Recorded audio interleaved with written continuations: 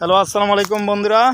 আশা করি সবাই ভালো আছেন। আজকে আপনাদের মাঝে আমি একটা গুরুত্বপূর্ণ কৃষি বিষয়ক নিয়ে কিছু জিনিস উপস্থাপন করব বা আপনাদের মাঝে দেখাবো, বিশেষ করে যা অন্য অন্য জেলায় খুব কম দেখান যায়, খুব কমেই ধরতে হয়। আজকে আসছি আশুলিয়া আবার ঢাকা একটা জায়গায়, একটা ক্ষেত, লাউ খেতে প্রচুর পরিমাণ পরিমাণ লাউ।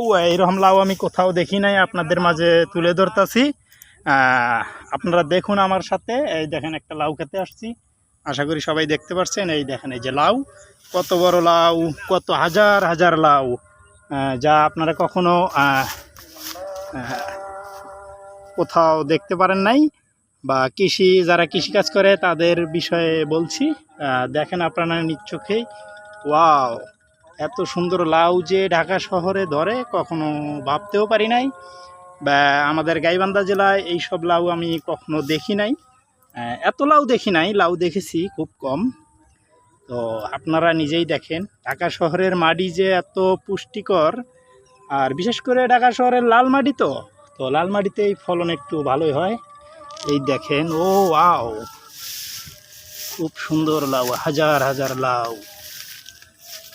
দেন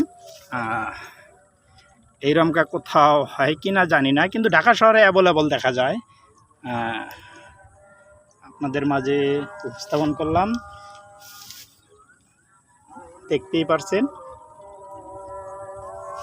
এখানে ম্যাক্সিমাম দেখেন আপনারা, এই দেখেন, এই দেখতে পাচ্ছেন, এখানে এই জায়গাটুকুর ভিতরেই 1% জায়গার ভিতরে ম্যাক্সিমাম 1000-এর উপরে লাউ আছে। তো কি বলবো, এই দেখেন লাউ নিচে পড়ে গেছে। ওয়াও, খুব সুন্দর লাউ। দেখেন, আপনারা দেখেন, পুরো ক্ষেতটার ভিতরে 20% জায়গা আছে। এখানে পুরো ক্ষেতটার ভিতরে ম্যাক্সিমাম 10,000-এর উপরে লাউ আছে। এই দেখেন, এক জায়গায় 1, 2, 3, 4, 5, এক হাতের ভিতরে 5টা। আর এই দেখেন, আশা করি বুঝতে পারছেন।